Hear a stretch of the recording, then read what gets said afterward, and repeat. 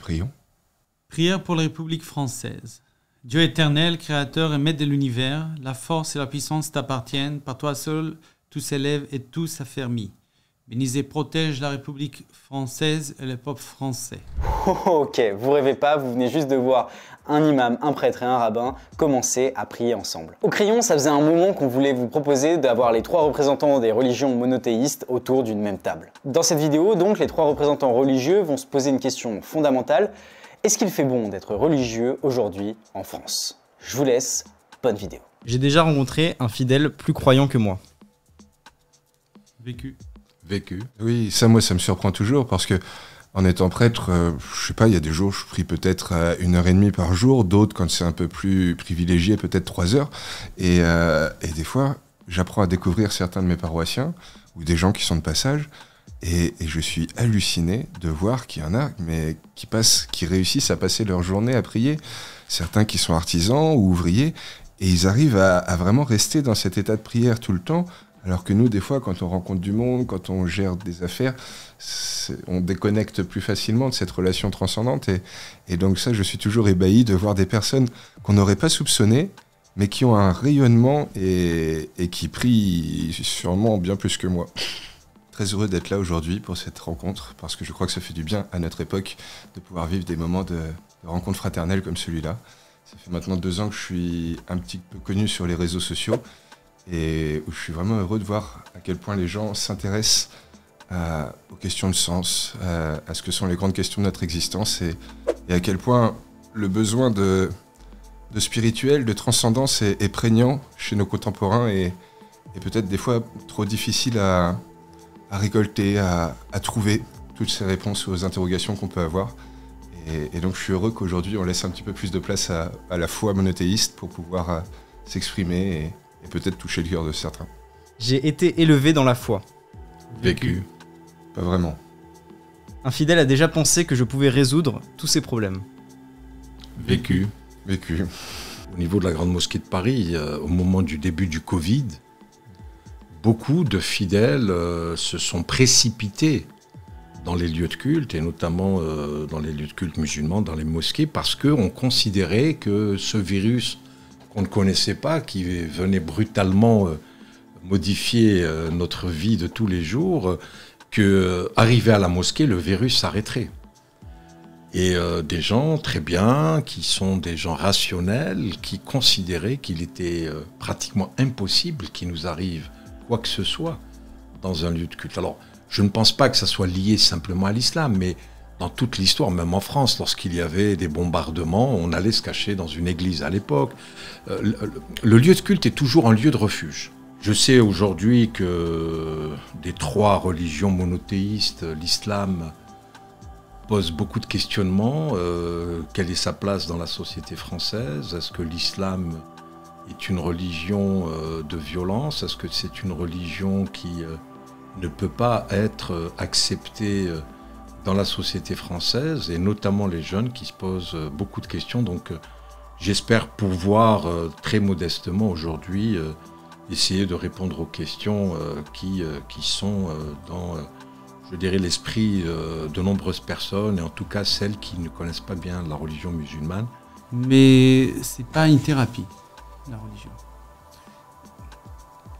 Et ça, ce n'est pas facile à dire. Ça veut dire que ça peut être, mais pas une solution qui est profonde, mentale.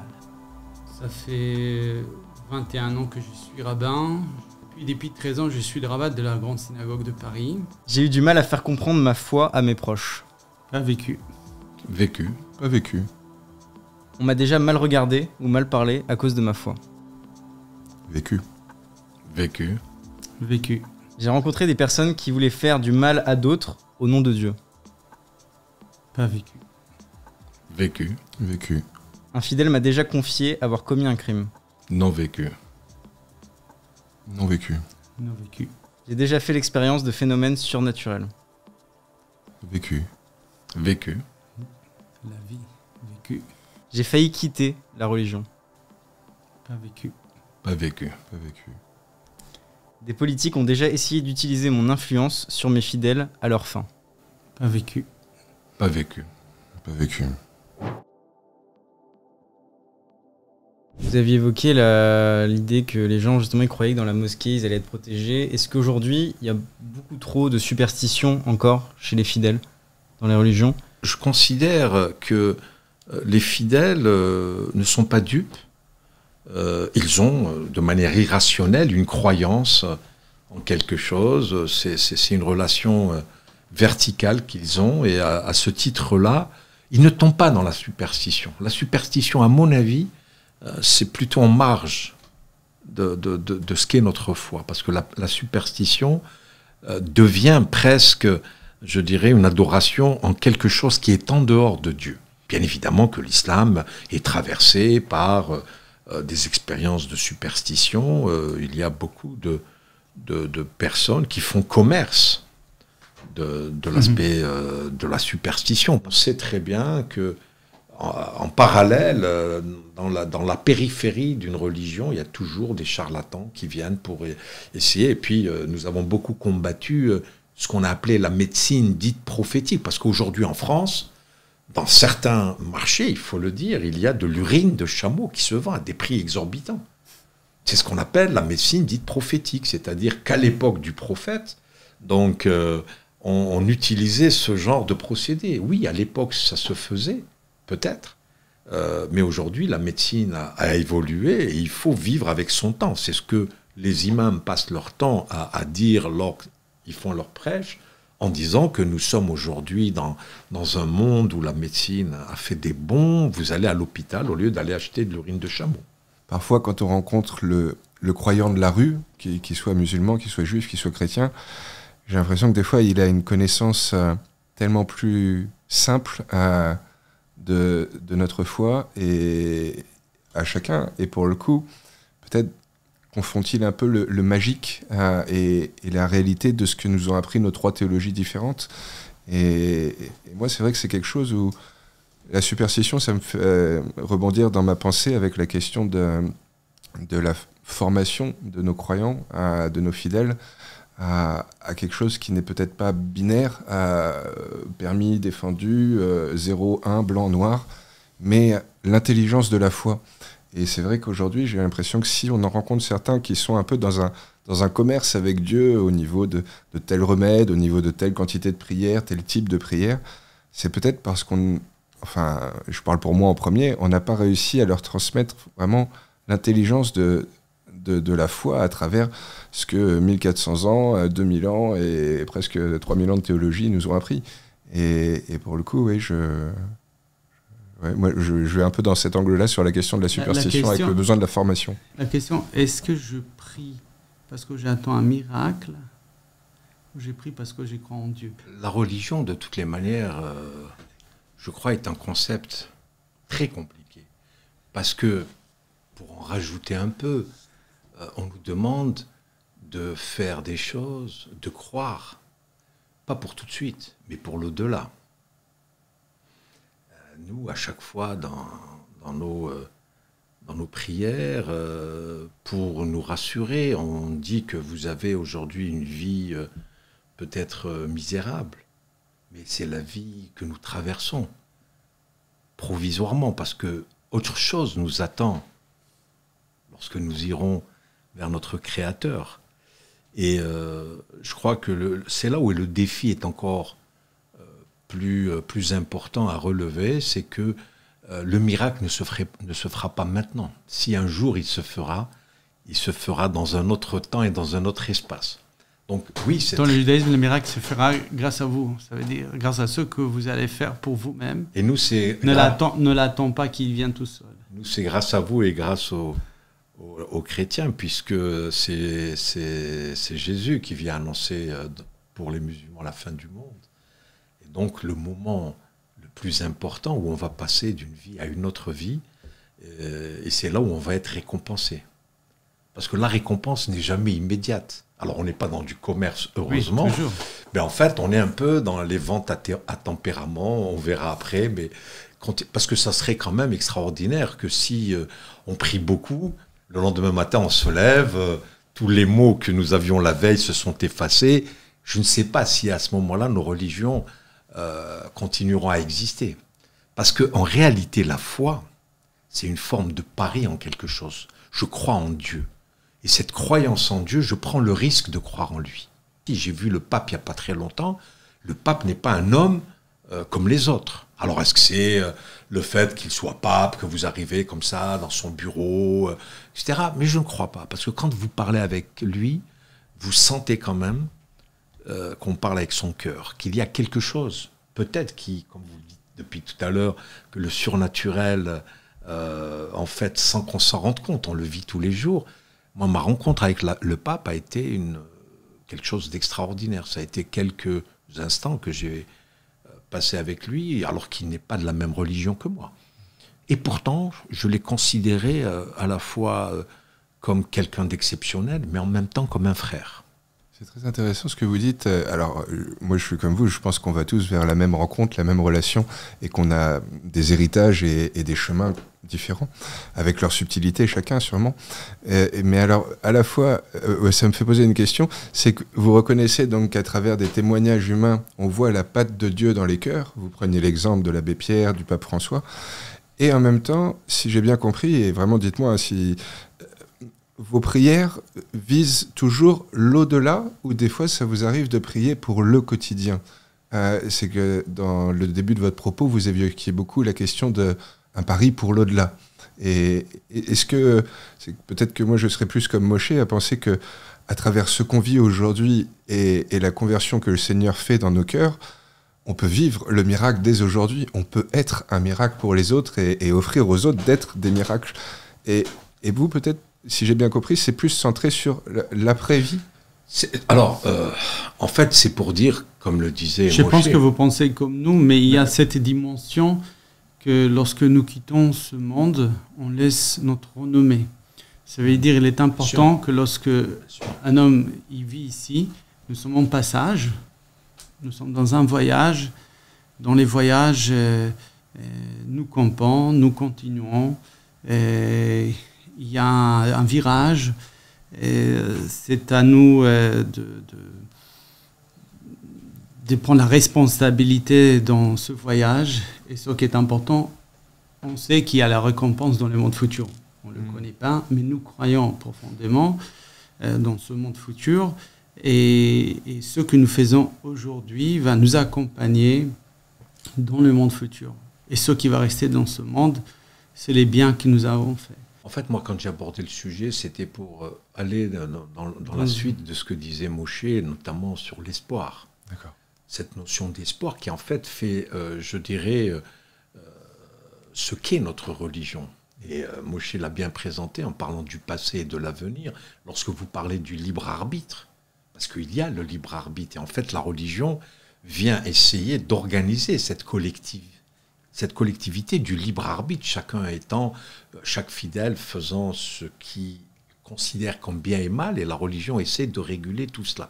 Et en même temps, avec cette note de l'espoir, bien évidemment, quand le musulman prie, il prie pour aujourd'hui, pour demain, pour sa réputation, pour ce qu'il construit autour de lui.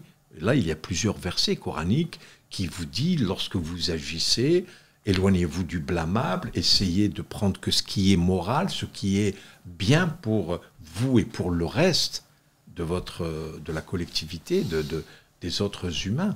Et donc, bien évidemment, que la récompense de l'au-delà, elle est là, mais aussi cet espoir immédiat, je dirais, si c'est pour faire la nuance entre les deux. Merci d'avoir éclairci la nuance. Est-ce qu'aujourd'hui, il fait bon d'être religieux en France ? La France a eu une histoire avec les religions. Il y a eu un certain nombre d'événements importants qui ont fait que les Français, de manière générale, ont voulu, je dirais, se libérer d'une certaine forme de religion qui, en fait, la religion, à un moment donné, est sortie de son creuset naturel pour passer je dirais, du religieux à la gestion de la cité, à la gestion des hommes, etc. Et en fait, il y a eu beaucoup de rejet de la religion. On le voit aujourd'hui encore. Il y a effectivement des phénomènes de rejet de toute religion. Alors, le phénomène de l'islam s'est accentué avec, je dirais, toutes les actions terroristes qui ont été commises ces dernières années, notamment ces 15 dernières années. C'est évident que l'islam vit mal au sein de la société française. Mais je pense que, qu'on le veuille ou pas, que ce soit l'État, que ce soit la société dans son ensemble, elle sait que les religions existent, elle sait que les religions ont un rôle important. On l'a vu, par exemple, pendant la crise du Covid, on est obligé de revenir là-dessus. Les pouvoirs publics ont à un moment donné senti le besoin de faire appel aux différents responsables de culte parce qu'il y avait toute cette partie à prendre en considération. Je crois donc que on vit normalement, je ne crois pas qu'on fasse la chasse aux religieux. On disait à l'époque qu'il faut bouffer du curé, mais je crois qu'on a dépassé. Mais il reste quand même quelque part un fond qu'il ne faut jamais franchir, qui est effectivement un abus de religion, de quelque religion que ce soit. Et peut-être chaque fois qu'il y a un abus dans un sens, la génération d'après va toujours dans l'abus dans l'autre. Et c'est vrai qu'on a eu une forme de laïcisation de la société française qui a peut-être été presque laïcarde, comme on dit. Aujourd'hui, reconnaissons-le, avoir la foi, que ce soit en le Dieu que présentent les musulmans, les juifs ou les chrétiens, ou avoir la foi dans le fait que Dieu n'existe pas, c'est de toute façon une question de foi. Les athées ne pouvant prouver si Dieu existe ou si Dieu n'existe pas, ils font eux aussi un acte de l'ordre de la croyance. Donc en fait, se sont présentées à nous différentes croyances. La croyance en un Dieu monothéiste ou la croyance en l'absence d'un Dieu. Je sais pas, moi je pense, c'est l'expérience que j'en ai sur les réseaux, que on a tous quelque chose de religieux en nous. Religieux, on retrouve cette racine de relier les hommes à Dieu, relier les hommes entre eux.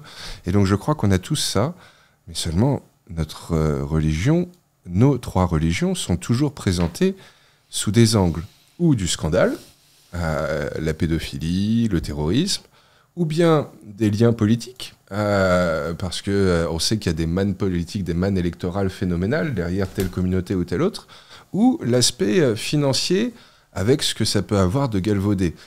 Bolloré qui est un intégriste catholique, les juifs qui auraient plus d'argent que les autres, enfin l'a priori qu'on imagine, certains musulmans, certains projets en France qui sont soutenus par les pays arabes, et ça pose question. Et donc on présente toujours dans les médias mainstream, on va dire, la foi, nos trois foi, sous des angles un petit peu ou scandale, ou politique, ou financier. Et donc je comprends que ça n'aide pas les gens à voir la beauté de ce qu'on vit chacun personnellement dans nos communautés, dans nos cœurs respectifs, parce que ce qu'on leur représente, c'est pas quelque chose qui sent toujours très bon. Et si à l'école, on a toujours mis cette question sous le tapis, les gens ont beau avoir cette petite flamme de spiritualité, ce besoin de se relier à eux, les uns aux autres et à Dieu, on leur donne aucune matière pour creuser cette question-là. Et donc en ça... difficile votre question, parce que certainement qu'on a tous ce besoin, et que peut-être encore aujourd'hui, en 2022, la société française ne nous aide pas à répondre à cette aspiration profonde qu'on a tous. Je pense qu'aujourd'hui, dire laïque, évidemment, c'est le sens de la liberté, mais on a besoin de valeurs. Et lorsque nous parlons d'une valeur, les valeurs, ça vient de la religion, chrétiens, musulmans ou juifs.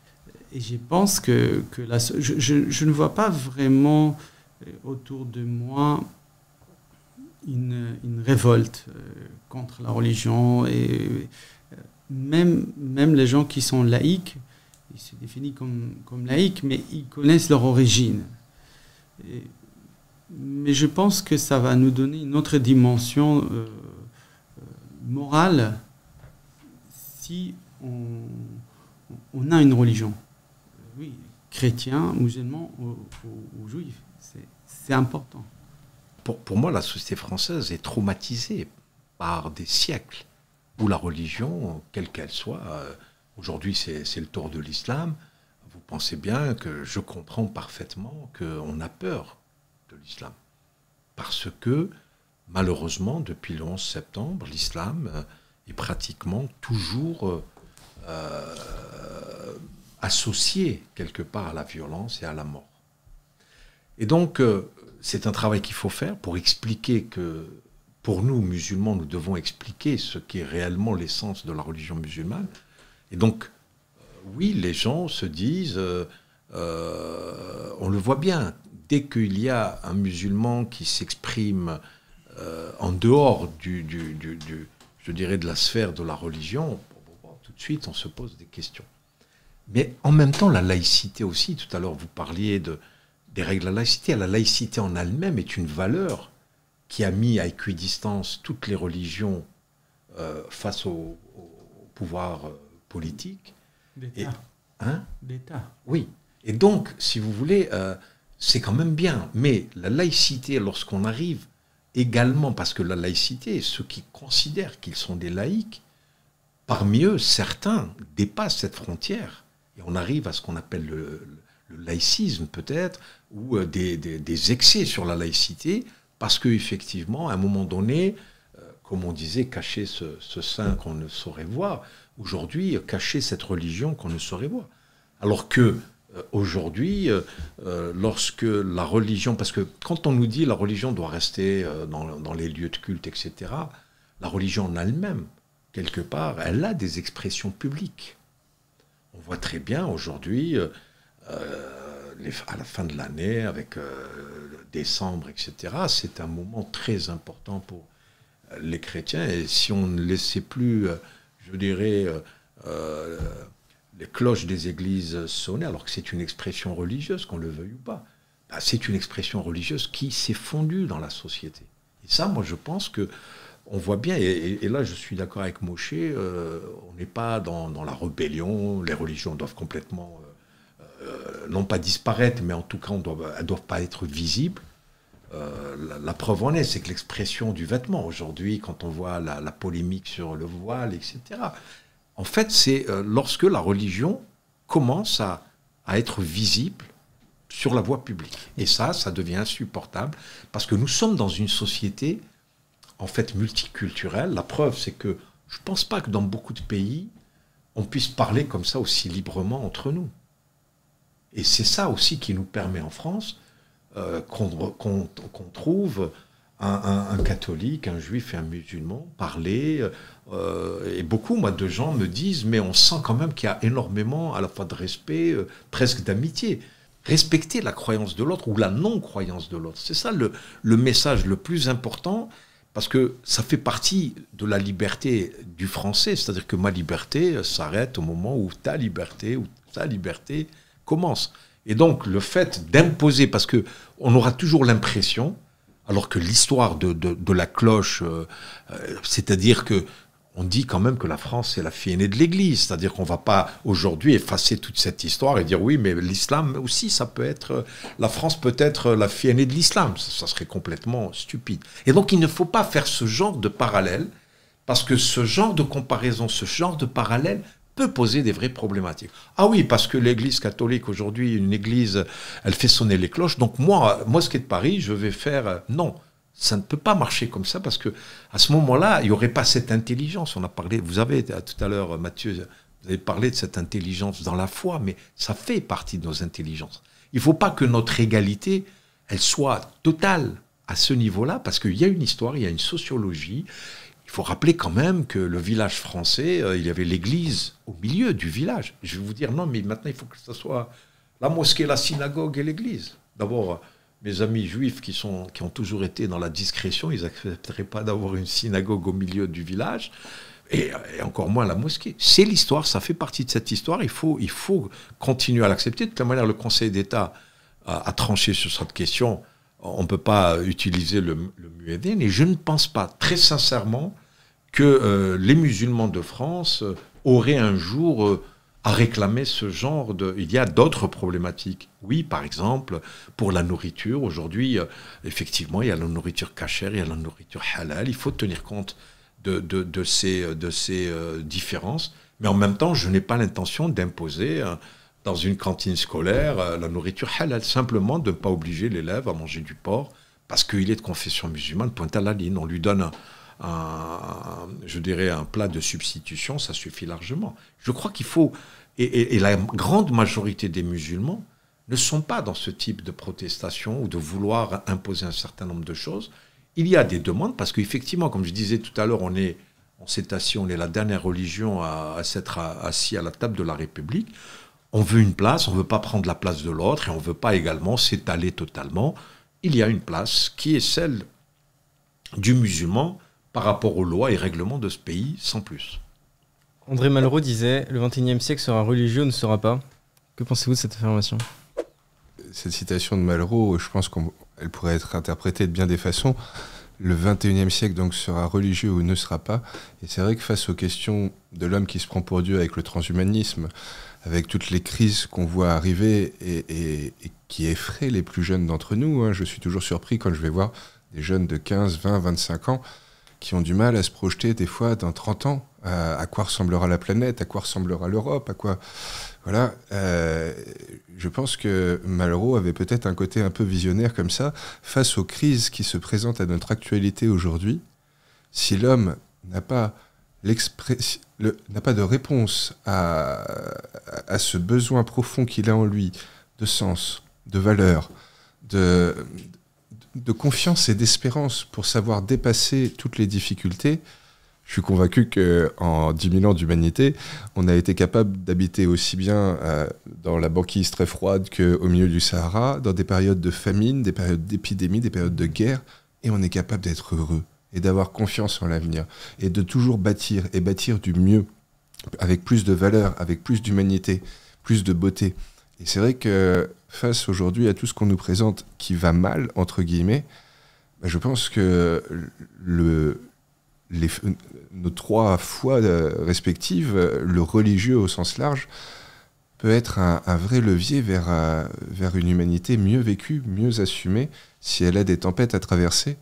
Et donc, face à ce qui nous attend ce siècle-ci, peut-être qu'en effet, le religieux gagnerait à retrouver de la place dans le cœur de chacun pour que ces valeurs qui nous sont si chères et qui nous offrent une valeur ajoutée, peut-être par rapport à ceux qui des fois peuvent être perdus, ne savent pas si on est le fruit du hasard, ne savent pas si tout ça a un sens, s'il y a une finalité bien heureuse à la fin. Et peut-être que oui, ça peut être un vrai guide justement de retrouver la foi. Et alors, est-ce que pour autant, si le monde n'est pas plus croyant que ça, est-ce que le XXIe siècle ne sera pas « j'ai suffisamment foi en l'humain pour qu'il risque traverser ça ». Mais je pense qu'en effet, peut-être qu'il a vraiment toute sa place aujourd'hui face aux crises qu'on nous présente et aux besoins qu'il y a dans le cœur de chacun. Le concept de la religion, c'est les concepts dans lesquels la société puisse vivre ensemble. Toutes les valeurs que le monde arrive à comprendre, faire à mesure par expérience, tout est déjà écrit. Oui. Par exemple, lorsqu'on parle de la différence qu'il y a entre nous, depuis toujours, on le sait que notre unité ne se fait pas parce que nous pensons de la même manière, qu'on va dire la même chose, qu'on pense. Non, c'est par la diversité qui se forme l'unicité. C'est la raison pour laquelle il y a beaucoup de traditions aux 12 tribus d'Israël. Dans la religion juive, ce qui est très important, c'est l'écoute. Parce que les moments qu'un homme n'entend pas, il est considéré complètement paralysé. Ça veut dire le seul membre de corps, ou le seul endroit qui peut changer la vie d'un homme, c'est l'écoute. Parce que lorsque nous écoutons, on comprend quelque chose. Si on a fait quelque chose qui n'est pas dans le bon sens, on n'a pas un moyen de savoir si quelqu'un ne nous dit pas à l'oreille. On peut apprendre parce qu'en nous écoutant, on peut devenir amis ou se relier parce que nous écoutons l'autre. On vit aujourd'hui dans une société qui préfère à parler plus qu'à écouter. Et beaucoup de fois, on peut dire qu'est-ce qu'a l'autre a à dire. Je sais déjà, je me considère intellectuellement tellement intelligent que je n'ai rien à entendre de l'autre. Et peut-être j'ai dévié le sujet, mais pour vous dire que c'est un exemple de valeur. D'accord ? Par exemple, la parole, c'est quelque chose qui est sacré. La vie et la mort est dans la parole. on peut changer le monde. Ce qui est créé, qui trace la société, c'est la parole, c'est l'écoute. Et c'est des valeurs qui ont été écrites depuis longtemps. Aime ton prochain. Oui, c'est quoi aime ton prochain? C'est le prochain qui était existé par Dieu, comme toi. Il n'est pas différent de toi. Et c'est ça la base de la religion. Respect des parents, respect de la société, l'égalité entre les hommes, les femmes, les enfants, l'hierarchie familiale, tout ça. Tout ça, c'est des valeurs. Alors, bon, moi, j'ai beaucoup aimé André Malraux dans ce qu'il a écrit, dans son parcours, à la fois d'homme politique et d'intellectuel. Mais très sincèrement, je ne crois pas en cette phrase. Je pense que depuis que l'homme est l'homme, à un moment donné, ce qui était important et ce que l'homme a compris, c'est que il doit être au milieu de tous les intérêts. C'est-à-dire que lorsqu'on va pour exercer quelque chose, pour agir, pour mener une action, on doit réfléchir, je dirais, à ce qui peut convenir à l'homme, de bien. Et je crois que depuis quelque temps, l'homme n'est plus au centre. C'est le matériel, c'est l'intérêt, c'est s'enrichir, c'est l'égoïsme, c'est... Et les religions, et en tout cas nos trois religions, comme le disait encore Moshe en prenant quelques exemples, l'homme est au milieu de nos préoccupations. L'homme, soi-même, mais en même temps l'autre. L'autre qui est notre frère. Et je crois dans nos trois religions, nous avons cette préoccupation de faire le bien autour de nous, d'essayer de comprendre la souffrance de l'autre pour essayer de l'aider à sortir de ce mauvais moment, de cette, je dirais, impasse. Et je crois que c'est pour ça qu'il est important, on l'a vu, les guerres. Les guerres, c'était un intérêt, je dirais, plutôt mercantile, de puissance, d'écraser l'autre, d'une nation qui en écrase une autre, les colonisations, toutes ces, je dirais, ces actions qui ont été menées par des hommes faisaient qu'on cherchait des intérêts qui n'étaient pas en réalité au sein de la société. Alors, Platon cherchait la cité idéale. Moi, je dirais que le prophète de l'islam, en allant à Médine, il avait constitué la cité idéale, puisqu'il avait eu ce fameux traité de Médine. Mais en réalité, aujourd'hui, c'est ça qui nous préoccupe. Et je pense que le rôle des religions, c'est de rappeler cela. C'est que l'homme doit être toujours au centre de nos préoccupations. Le Covid, encore une fois, l'a démontré, c'est-à-dire qu'il y avait des aspects économiques, mais c'était, et je crois que la France avait fait le bon choix en confinant, parce qu'on savait très bien que le confinement allait avoir des catastrophes, des conséquences économiques catastrophiques, et qu'à ce titre-là, ils ont voulu sauver le français d'une mort certaine du fait de la pandémie. Et donc je crois que tous ces exemples doivent aujourd'hui être rappelés et que nous devons être les gardiens de ce rappel permanent, quel que soit, je dirais, le culte qui en parlera. Mais il est important de rappeler que nous sommes des êtres humains et que nous sommes sur Terre pour pouvoir vivre et qu'il faut vivre dans les meilleures conditions possibles. C'est ça qui est, à mon avis, l'essentiel de la religion. Est-ce que vous avez une question chacun pour quelqu'un d'autre autour de la table? J'avoue que moi j'ai réfléchi à une en voiture que j'aimerais vous poser à l'un et à l'autre, mais très simple et très courte. Hein. Mais est-ce que l'un et l'autre, vous me partageriez votre grande joie, et peut-être aussi la chose qui vous chagrine un peu plus, par rapport à l'actualité de vos communautés respectives aujourd'hui en France, dans ce qu'on vit chacun, dans notre communauté musulmane, notre communauté juive, notre communauté chrétienne aujourd'hui? Alors pour moi, la grande joie, c'est que les musulmans exercent librement leur culte. Ça paraît bateau, hein, mais c'est très important. La loi nous protège. Vous savez, je prends toujours cet exemple qui montre, je dirais, ce lien entre les cultes et l'État, dans le respect. C'est le mariage pour tous. C'est-à-dire qu'aujourd'hui, dans une mairie de France, 2 personnes de même sexe peuvent aller se marier. Ce qui est l'évolution de la société tout à fait normale, qui a été Cette loi a été votée. Des religions, notamment la vôtre, s'étaient opposées à cette loi. Aujourd'hui, la loi a été votée. Une partie hein, seulement des gens de la communauté chrétienne. Oui, bien sûr. Non, mais bien sûr. Mais enfin, c'est qu'on a donné beaucoup de visibilité pour quelque chose qui est une ça a été la minorité. plus visible. Bon, mais effectivement, même des musulmans l'ont été parce que ça sort, je dirais, de la lecture de nos textes qui est le mariage est un lien entre un homme et une femme pour faire des enfants, etc. Bon, c'est pas ça que je voulais prendre comme exemple, mais ce mariage, il a une incidence civile, etc. Mais aujourd'hui, c'est important de le rappeler, les pouvoirs publics ne nous obligent pas à nous pour que le mariage religieux se fasse entre deux personnes de même sexe. C'est là où on voit qu'il y a quand même un respect des religions, parce qu'on a compris que ces religions monothéistes sont arc-boutées sur cette relation, sur la notion de famille, etc. Mais en fin de compte, il n'y a ni rejet ni d'une part ni de l'autre. Ça, c'est quelque chose qui, pour moi, est important, que les mosquées soient respectées en tant que lieu de culte, soient protégées lorsqu'il y a des dangers. Et de l'autre côté, je suis chagriné, vous saurez pourquoi, parce qu'aujourd'hui, l'islamisme a quelque part est devenu le curseur de ce qu'est être musulman.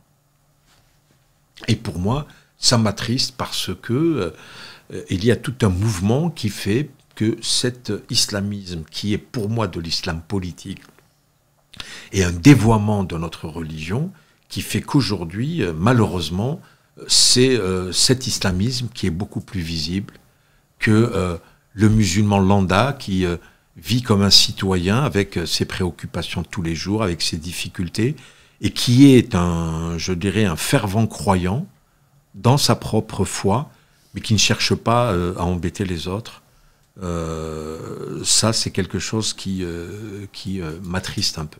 La grande joie, c'est toujours de retrouver la communauté à la grande synagogue de Paris dans un autre événement, voir les jeunes et joyeux, heureux, qui continuent à apprendre leur histoire, leur religion.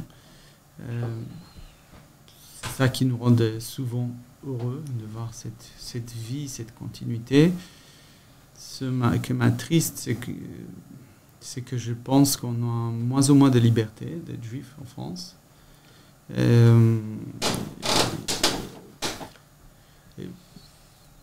On ne peut pas marcher avec la kippa d'or, par exemple. Les gens ils vont dire oui, moi je peux, etc. C'est rien et tout ça. Mais bien sûr qu'on peut. Mais on ne sent pas en sécurité. Alors, ce n'est pas la faute de l'État.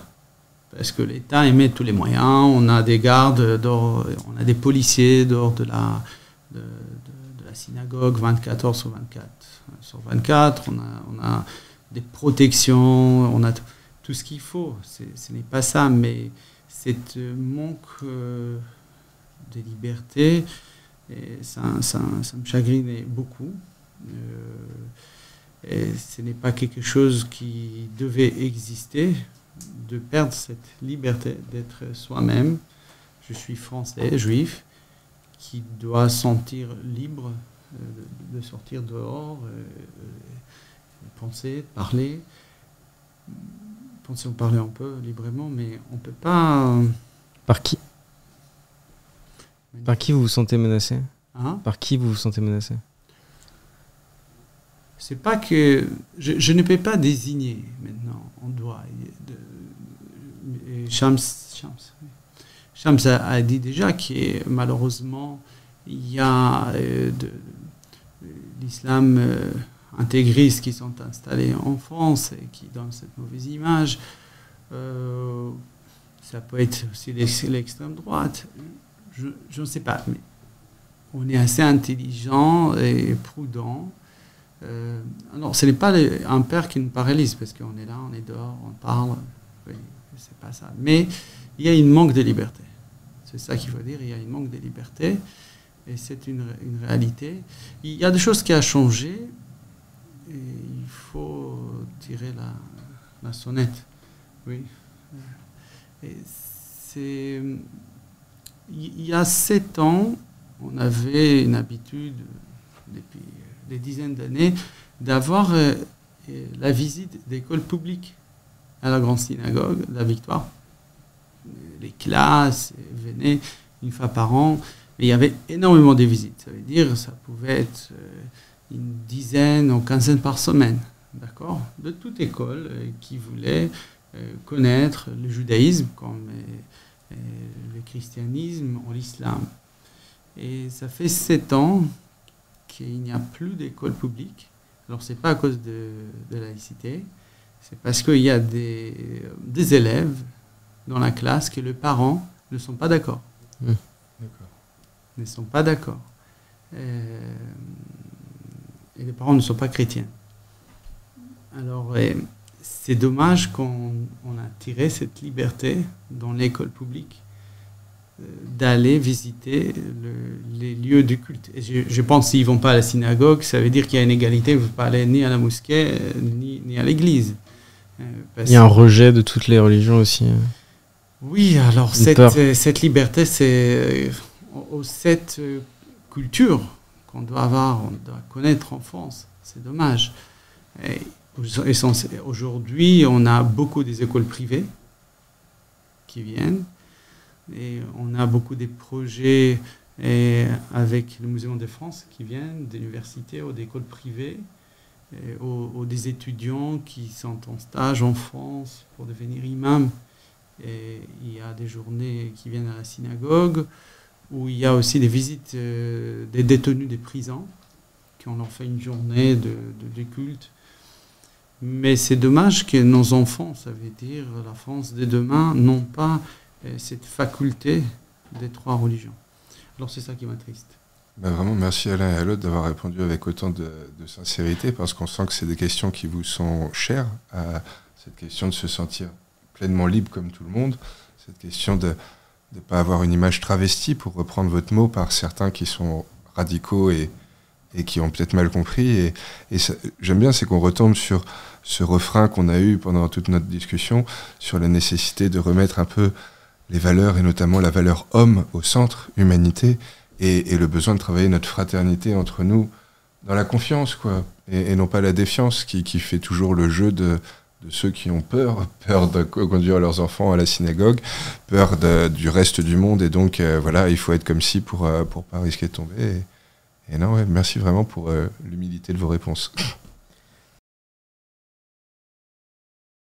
Ben vraiment, moi je vous rends grâce d'avoir pu vivre ce moment, parce que c'est la première fois que je le fais de façon publique, à travers votre média, et je crois que ça nous est très nécessaire. On l'a évoqué plusieurs fois dans cette discussion, le besoin de se rencontrer, de témoigner de cette fraternité, de témoigner de ce qui vibre dans nos cœurs à tous les 3, et à nos 3 communautés.